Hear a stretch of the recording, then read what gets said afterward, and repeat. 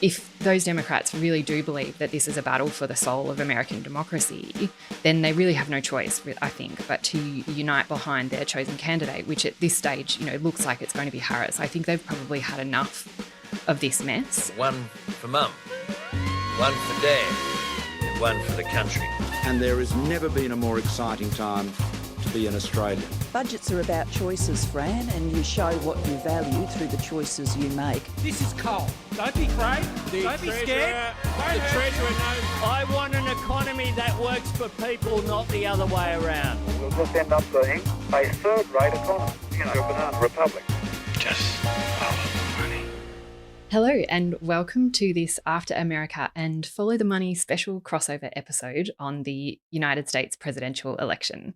I'm Emma Shortis. I'm the host of After America and senior researcher in international and security affairs here at the Australia Institute. And I am joined today by Ebony Bennett, who is Deputy Director of the Australia Institute and host of our Follow the Money podcast. Hi, Eb. G'day. Thanks for having me. Anytime. It's been a big day in US politics, another big day. I think actually you were the first person to message me at 6 a.m. this morning. Yeah, one of the first things I do is, open Twitter and here was the news. What's that Chinese curse? May you live in interesting times? That's what occurred to me when I opened Twitter this morning. Good day. We are coming on the air with significant breaking news and a critical moment in the presidential race. NBC News has learned President Biden will step aside as the presumptive Democratic nominee. This is a remarkable development, and it comes after a morning in which we heard more calls for the president to step down from members of his party. Joe Biden's legacy of accomplishment over the past 3 years is unmatched in modern history. President Biden is now endorsing his vice president, Kamala Harris, to be the nominee of the Democratic Party. She's not a competent person. She shouldn't be president. She's being laughed at all over the world. I was told I was going to get to debate Kamala Harris, and now President Trump's going to get to debate her. I'm kind of about that, if I'm being honest with you. So in the days and weeks ahead, I, together with you, will do everything in my power to unite our Democratic Party, to unite our nation, and to win this election. I think interesting times is a generous interpretation. Certainly feels like living through history, I guess, at the moment. I don't think anybody, though, was particularly surprised that this decision has come now. I think by Friday Australian time, a lot of us were pretty convinced that Biden wouldn't last the weekend.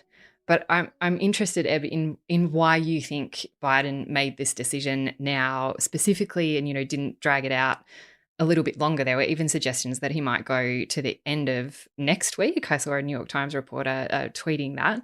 But why do you think it's come today? Well, I think essentially he must have known that his position was untenable. He couldn't really recover from that debate performance and how disastrous it was for him personally. And really, though, he should have made this decision a year ago at least. The next best time to make that decision was obviously over the weekend. And I think once you have made it, if that was, he was taking this weekend to kind of consider his position and whether or not he was totally going to stick it out or make the decision. If the choice is to go, you've just got to rip that Band-Aid off. There's no point at that point dragging things out. And I do think there was, that growing list of Democrats and more senior ones coming out that made it kind of imperative for him to make that decision. I don't know. What did you think? Did you think he might stretch it out a bit longer?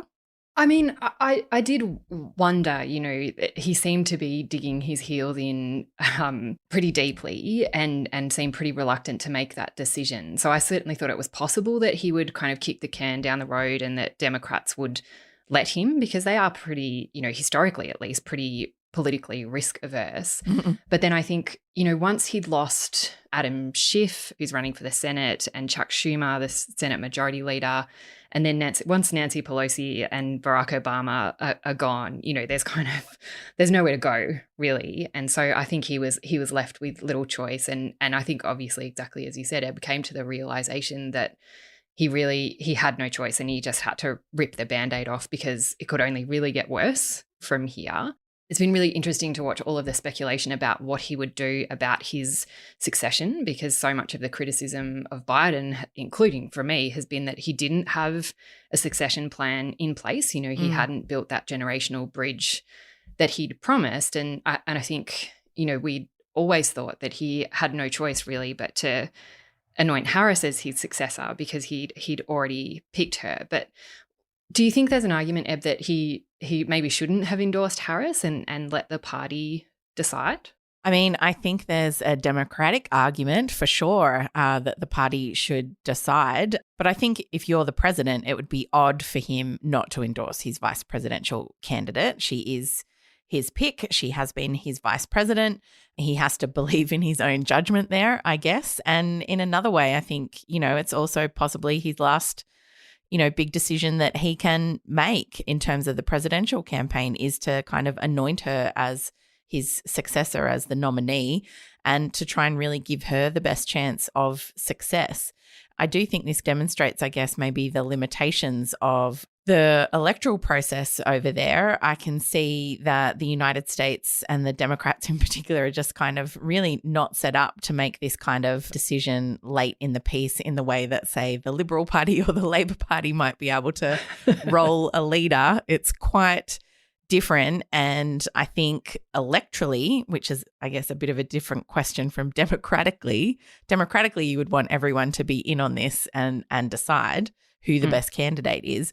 But electorally, I could see them all staring down the barrel of this election not too far away and being very concerned about how messy a kind of, if he didn't anoint her, might be as well. Does that make sense? Yeah, absolutely. I think they're really worried about the messiness of a contested, not even a contested convention, but just a contest over the leadership, over the candidacy. You know, I think the quote unquote lessons drawn out of 1968 and that contested convention are always that the, you know, disunity is electoral death. I don't think that's necessarily true. Like, I don't think history really offers us lessons in that regard, but certainly lots of Democrats have taken it that way and I think want the party to unite behind that one candidate. And Biden's endorsement of Harris certainly makes it more difficult, I think, for any challenges. And certainly, you know, people are kind of falling over themselves in the Democratic Party to come out and endorse Harris and have been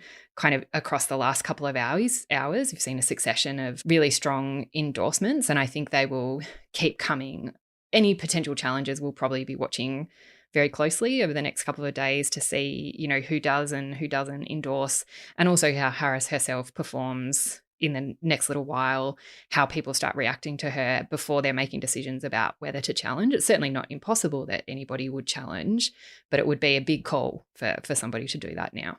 So, Emma, you did mention some possible challenges are falling in line behind Harris, which is happening quicker than maybe I expected. Why do you think that's happening so quickly?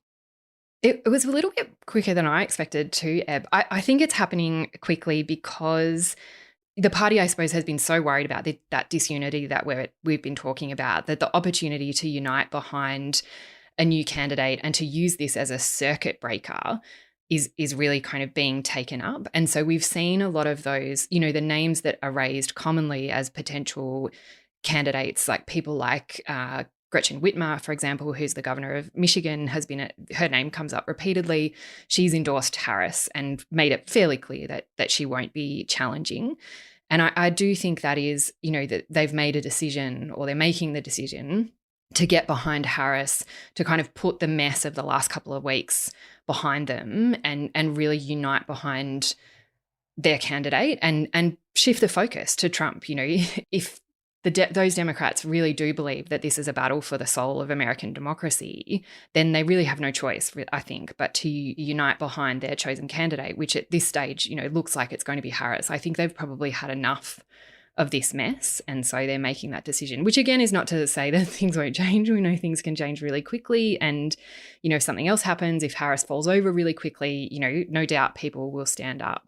But I also, like, I think it's really notable that so many analysts and pundits see that kind of contest as just inevitably a terrible result, which I'm not convinced is actually true. I think a contest over ideas as opposed to personality could actually be it is a really healthy thing for democracy, for a party to have that kind of contest over the ideas and what they want the future of the United States to look like is actually really good for democracy. So it's not inevitable that that's a bad thing. I mean, it would be politically probably damaging if it turns into that kind of personality fight, but that's not inevitable. So I don't think we should also conclude that a contest is going to be a bad thing for the Democrats or for like small d democracy. Yeah, I was talking in purely practical terms there. Like the US just isn't set up for this kind of a fast turnaround change of leader, but there's absolutely huge merits in, I think the Democratic base and membership feeling like they've had a genuine choice in this. I can certainly see that being the case. And as you said, some of those primary contests that in the way that they normally happen are a really useful way of flushing out people's priorities, the strengths and weaknesses of various candidates.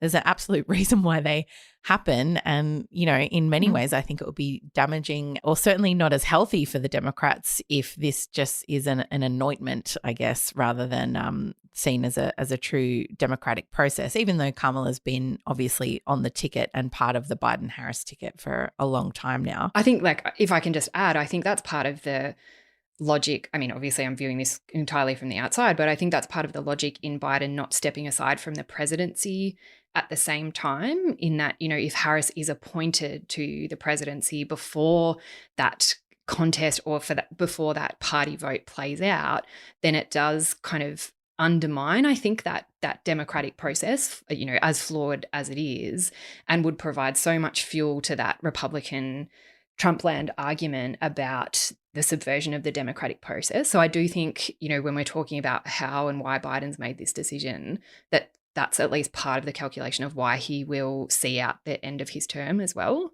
Yeah, because there is that argument that obviously being the presidential incumbent would be winning for her. I can see how the Republicans would totally weaponize it in the same way that we saw here against Julia Gillard, for example. Exactly. But perhaps there's also something to be said for letting Joe Biden get on with running the country and just let Kamala Harris get on with trying to win the presidency. There's a lot involved in being president of the United States. I could see some strong arguments for why you'd want Joe to keep doing the job. And let's face it, it's really not a question of him not being a good president, but, that people had questions about him being able to do it for another 4-year term, essentially.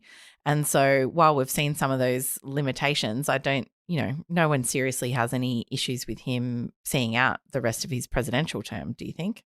No, I don't think so. I think we've already seen a real effort on the part of high-profile Democrats and Democratic surrogates to talk about Joe Biden's legacy and how this is the best thing he could have done for the Democratic Party and for the country. And there has been a real uptick in reflections on his presidency as a good thing, as him, as an effective president who, was able to beat Trump the first time and kind of hold off those threats to American democracy. But I also think it's really worth remembering that focus on Biden's age that came, in the aftermath of that disastrous debate performance was about more, I think, than just his competence. I think that betrayal that we've talked about in terms of him promising to be a generational bridge, to build that kind of bridge to the next generation of the Democratic Party, was also about the substance of his presidency, because he'd promised that he would listen to the Democratic Party, particularly the younger branch of the Democratic Party, and to voters. And the origins of the age issue, of course, go back a long way. But if you look more recently, a lot of the dissatisfaction with Biden in the party came before this. It came with Gaza and Biden's response to Israel. And we've spoken before on the pod, Eb, about the Michigan primary, where something like 100,000 voters said they were uncommitted. They'd rather vote for no one than Joe Biden, specifically because of his support for Israel. And so I think that there seems to be, at least on the part of kind of those high-profile Democrats and surrogates, an effort to kind of paper over that as they kind of look towards Harris. But it's important to not forget the origins of the dissatisfaction with Biden, which aren't shallow. Yeah, it was more the straw that broke the camel's back rather than like it wasn't just a one-off poor debate performance, as you said. There's some real substance there with some of the issues that people have. I am curious still about some of the practicalities of this. Do we know what the fundraising situation is? Does Kamala Harris inherit all the campaign money they've raised so far? Yeah, so this is all a bit of a mess, I think, and part of the reason there was reluctance for Joe Biden to step aside in the first place. But as I understand it, because Harris was on the ticket with Biden already as his vice president, she can access those campaign funds. So even CNN has reported that on Sunday afternoon, so, as this announcement was kind of in the works, the Biden campaign had, filed the paperwork basically to flip the ticket and put Harris there. So I think she is able to access that money. And again, that was part of the argument for it being Harris in the first place, that another candidate, has to build the fundraising architecture almost effectively from scratch and can't easily access the money that Biden and Harris have already raised. But I think probably a stronger indication really of Harris's viability as the candidate is that donations have already kind of dramatically increased even in the few hours since the announcement. So CNN also reported, a little bit before we started recording that they'd raised nearly $28 million in that first 5 hours after the announcement from small donors. And I think the, Harris campaign at least would take that as a very positive sign of mobilization and support, because it is often those small donations, the $5 or $10 and the $5 or $10 repeats that are indications of, enthusiasm and kind of ground game, which is critical, of course, to mobilizing voters. So that and the endorsements, I think, are, a pretty important indication for her. The Democratic Convention is in, 4 weeks or so? The state of Ohio has legal ballot access issues that require a name to be enrolled and certified on their ballot even before the convention. So speaking of endorsements, I'm almost positive I read that Alexandra Ocasio-Cortez had endorsed Harris, but over the weekend I saw on Instagram that she had made like a series of arguments about why Biden should stay. Some of those seem to be practical things like legal challenges in Ohio and other things. But what do you think was behind that effort? Yeah, I was so interested in this, like you, Eb. The way that Ocasio-Cortez was framing this around this is all well and good, but what's the actual plan for this? How is this actually practically going to work? And they were entirely valid arguments. I do wonder if part of what was going on is a learned distrust of white voters in particular. So there's been a lot made, for example, of how critical or how effective Biden was at mobilizing the African-American vote and support from the Congressional Black Caucus, for example. And I remember at the time reading some really interesting analysis about how many Black voters Biden wouldn't be their first choice as a candidate. But what they had done is make that political calculation that Biden was more palatable to white voters, particularly in those critical swing states, like Michigan that we mentioned before, or even places like Arizona. And so I wonder if that's partly what Ocasio-Cortez was doing as well, because, there is completely evidence-based and legitimate concern about how particular segments of the American electorate will react to a Black woman candidate. We have pretty significant evidence already that they won't react well. We've seen that already coming out of the Trump campaign. So, well, I would argue that Trump himself is a backlash to Barack Obama being president. I think you could probably draw a straight line between those things as well. I mean, I haven't checked in on the news in the last hour. Have we seen anything from Barack Obama yet? I don't think so. At least at the time of recording, I haven't seen an endorsement. There's been a fair bit made of that. I'm sure you've seen it as well, Eb, that Obama didn't, in his initial statement, didn't directly endorse Harris. Again, I'm not sure what you think. I'm not convinced that's necessarily him withholding an endorsement because he doesn't believe in Harris's ability to do it. It could potentially be that he doesn't want to be seen to be making a decision on behalf of the party because he is so influential. You know, maybe it is that he wants this process to play out without his kind of strong influence, but I'm not sure if that's being too generous to him. What do you think of? Well, the other thing that occurred to me is, you know, normally with these kinds of endorsements, you string them out over a long time and they help, you know, build a bit of momentum in the lead up, you know, to caucuses and things like that. But in this case, that'll be truncated. So, yeah, my thought was exactly maybe he's kind of holding off for internal or strategic reasons, basically. Like maybe they think it'll give her another bump somewhere down the line, and so they're waiting for that. Or, yeah, I think there is an argument that already with this upheaval and the president kind of bowing out, that, yeah, maybe he doesn't want to be seen to putting his, what do you call it? Put your finger on the... I'm making a gesture here that's totally useless on a podcast. Put your finger on the scale. That's it. Thank you, Emma. That's what I was going for. But I do wonder, I mean, Barack Obama and Joe Biden are linked together. Biden now, we were talking about his legacy just before. There has been a lot of praise from Democrats about his selflessness in stepping down. And I do think that's quite a legitimate kind of thing to talk about. It is very rare to see men in particular give up powerful positions. And he really has, I think, in this case, put the country before his own personal ego, something no one could ever accuse Donald Trump of. But I mean, we've already talked about the fact that he probably should have made this decision a long time ago. But he really has held on too long, hasn't he? And do you think that will damage his legacy?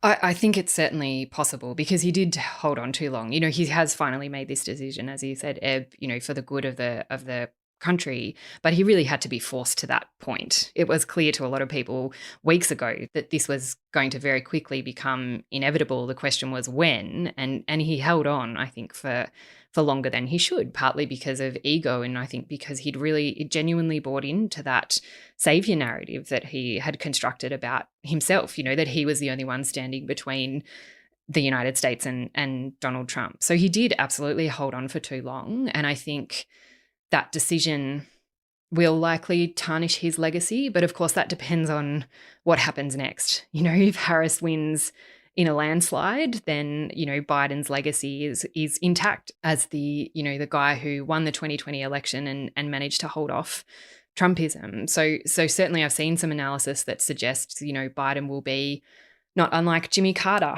you know, kind of treated with disdain in the immediate aftermath of his presidency because of a catastrophic loss and being a one-term president, and then have a legacy, you know, completely revised really by history and hindsight. I'm not convinced that will happen with Biden, partly because of the substance of his policies. You know, Carter is revered partly because of his foreign policy legacy, because of his legacy of environmental policy in particular.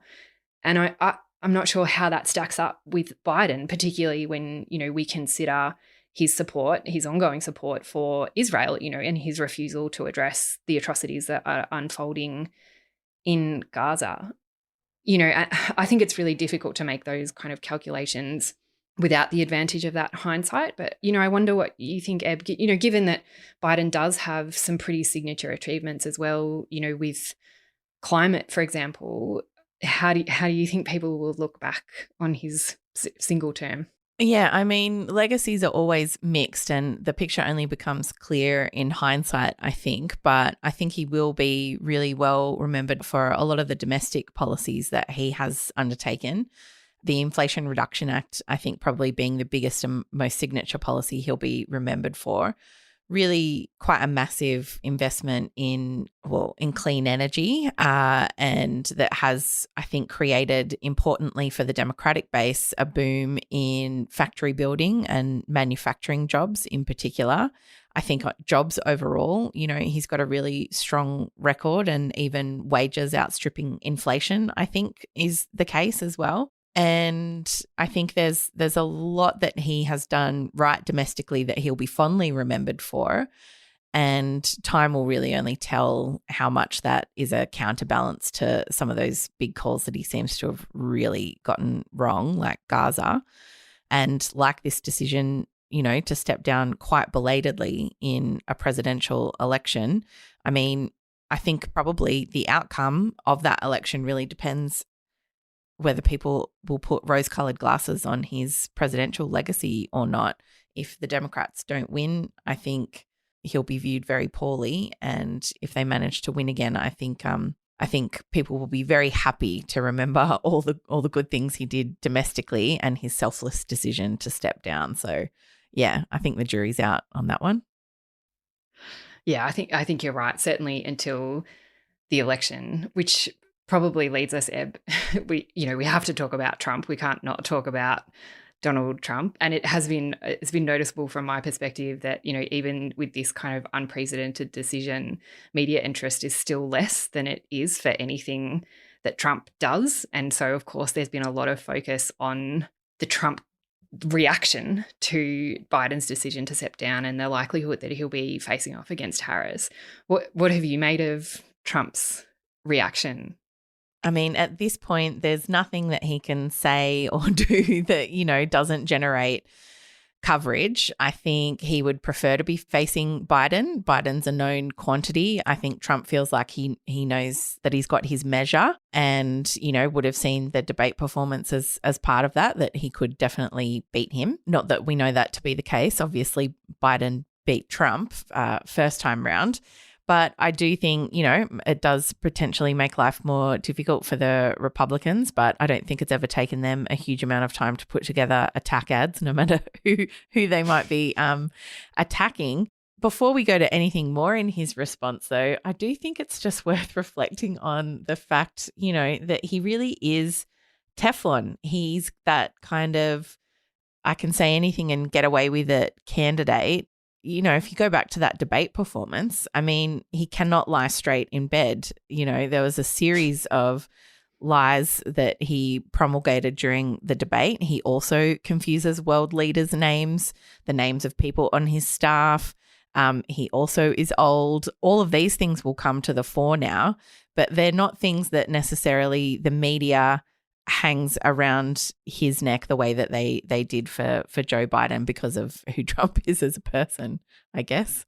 Is that your sense? Yeah, absolutely. And I think that's where, Harris might be that circuit breaker, because with a candidate like Harris, those exactly what you were describing becomes much harder to hide for Trump. He can't hide behind Biden's age, for example, because of the contrast to Harris. And I think that's not necessarily, just again, to go back to our earlier conversation, that's not just a kind of shallow thing about personality politics, but potentially also a substance thing, because, Harris, for example, is actually really strong on reproductive rights. She's kind of owned this issue really for a long time, even before we can say the campaign's really kicked off. It's been her kind of signature issue that she's really strong on. And, it's something she can really nail Trump on. If we go back to the debate, Biden was so poor on reproductive rights when he was given that easy hand pass to just nail Trump on this issue and his ownership of Roe v. Wade, and he failed.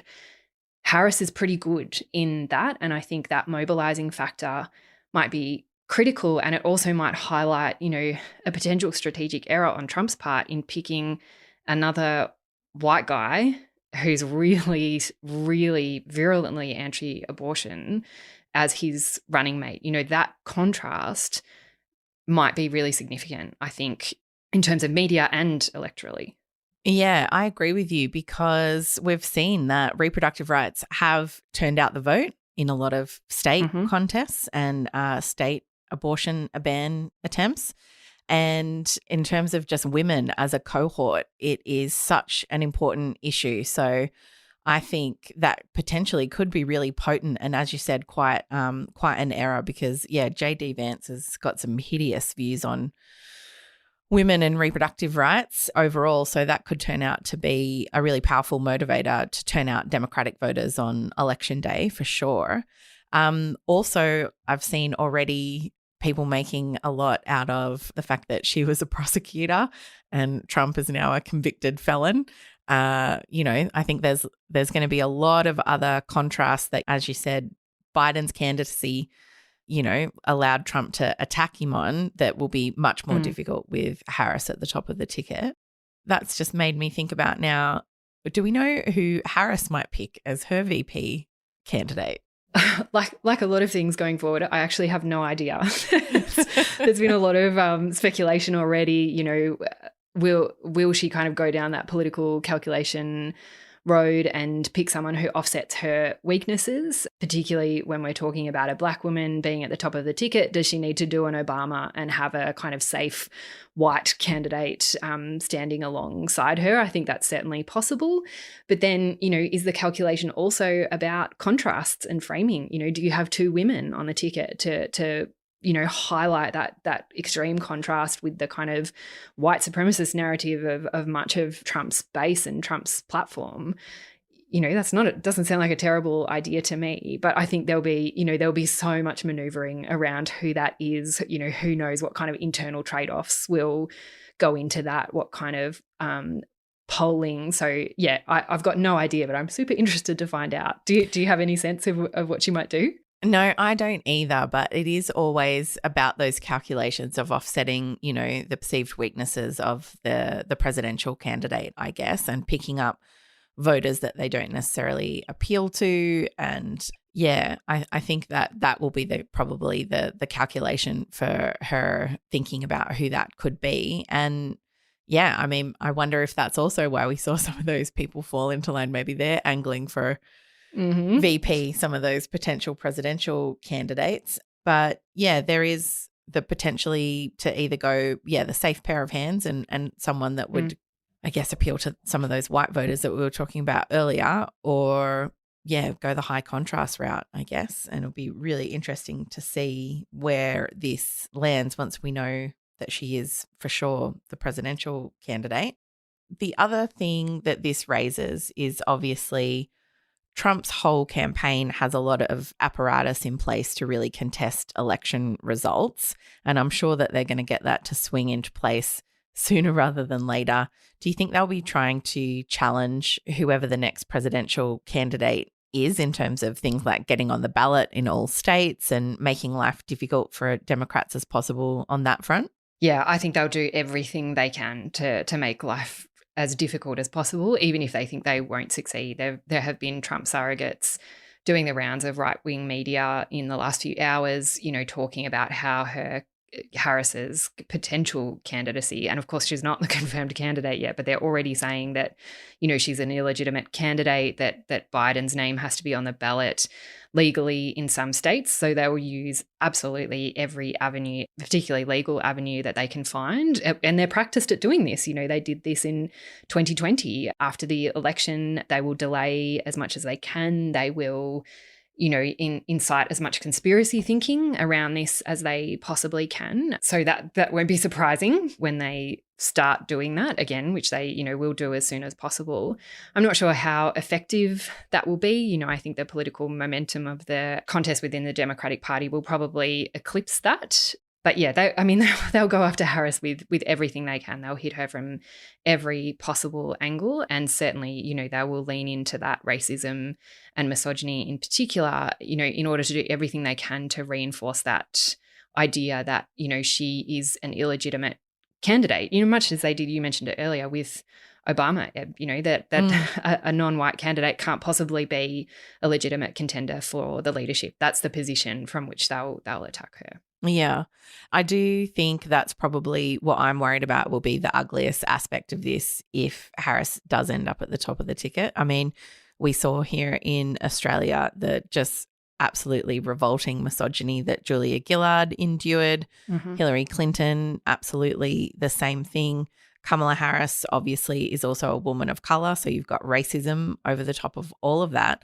And I think also, I think essentially racism being such a motivating factor for huge sections of the Republican base, well, maybe not even just the Republicans, but MAGA specifically.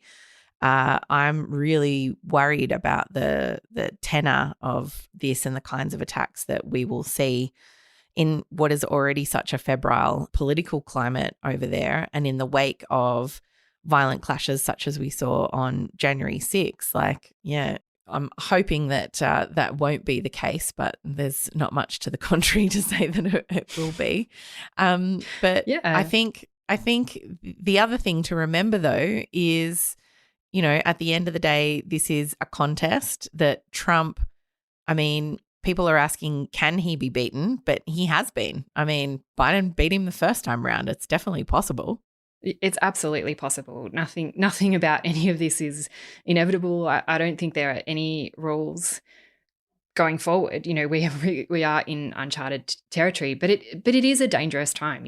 All of what you just described, Eb, is really dangerous, I think, for the institutions of American democracy.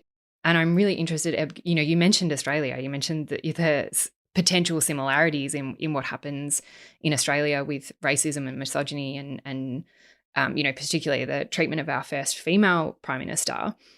What do you think the kind of spectacle, I suppose that's probably not the right word, but, watching from Australia, the potential implosion of American democratic institutions, does that change, do you think, how we should be thinking about our own democracy? I think so, because I think it's, I'm an atheist, but for the grace of God, go us, I always think it's instructive to look at what's happening in democracies around the world and think, oh, how can we make sure that doesn't happen here? Because we already do import shitty political things from the United States all the time. We export some of our shitty political things to the UK. I'm thinking here of our Conservatives and our approach to refugee policy and locking people up offshore and importing that into the UK political climate.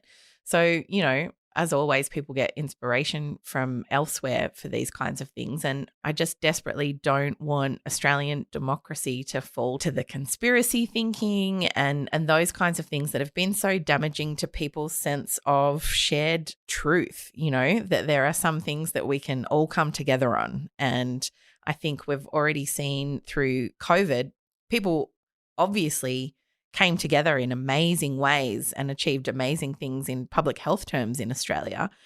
But then we got the backlash of, what in Canberra we sometimes still refer to as the cookers, the conspiracy people, the people who are worried about vaccines and mask mandates and what that implies about you. We don't want that to become mainstream in Australian politics. And I think Trump's just incessant lies and we don't want that to become the norm that people or the media just kind of accept as, oh, but that's just, who that candidate is without challenge. And also, I think the undermining of a lot of the institutions of democracy over there is something that we can guard against, or we should think about guarding against here in Australia as well.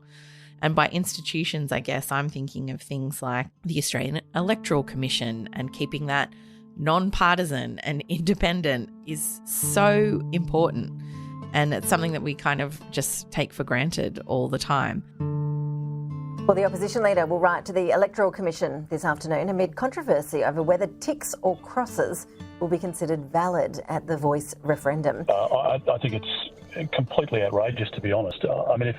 If a tick counts for yes, then a cross should count for no. It's as clear as that. Otherwise, it gives a very, very strong advantage to the yes case. And look, I just think Australians want a fair vote. They want to be informed. They want to have the detail before them. But the Prime Minister, right from the start, has, I think, tried to rig this thing. The way to make sure that your vote counts is to write either yes or no, or to deal with the conspiracy theories, either no or yes, depending on what you want to do. There has been some misinformation about the voting process over the last week. The AEC is applying the law that Parliament passed, that Parliament intended. Our non-politicised High Court and appointments to it. Let's make sure that we don't let the kind of United States insanity kind of infect us over here. All of those kinds of things. I really do think it's worth thinking about what works for us and what makes our democracy strong, and how do we kind of fend off some of the worst excesses of the United States from entering into our politics.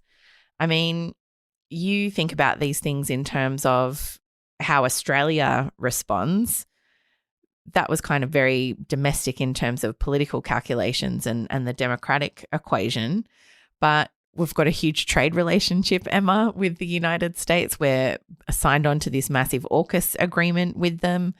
I mean, we're very intertwined. What other things aren't we thinking about at the moment in Australia that we should be if, you know, we kind of do see the worst of politics happen in the United States? Yeah, I think the two things, our domestic politics and our domestic institutions and that international aspect, are actually more closely linked than we tend to think of them. You know, I think we do have a lot of agency and influence, and our institutions are admired by other democracies. You know, our independent electoral commission is one example. And so we shouldn't underestimate, I think, what we have to offer the rest of the world when we are at our best. And that includes the United States. You know, I think the last couple of weeks has kind of highlighted, I suppose, how much our interests are tied to the United States, and that actually we have an interest in American democracy surviving and thriving. And so, you know, maybe it is time to reframe the relationship to focus on that, and to focus on being proud of our own national power and our own democracy, rather than focusing on how we're going to manage a potential Trump administration, you know, how Kevin Rudd and Joe Hockey can like work together in order to manage that particularly unpredictable administration, and rather focus on kind of being proud of talking about our democratic institutions and our interest in, you know, the United States having its own strong democratic institutions. And that does mean kind of shifting to focusing on those institutions, you know, on the courts,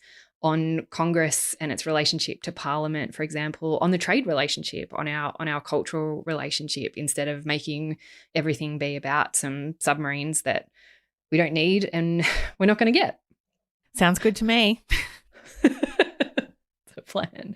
I am conscious of time, and it's also rare to end an Emergency American Politics podcast on a somewhat optimistic note. So maybe we should leave it there.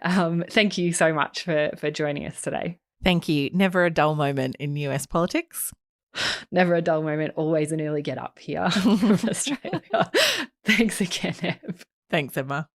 That is it for this special crossover episode of After America and Follow the Money. It was recorded on Monday, the 22nd of July, and no doubt some things will have changed by the time you hear it.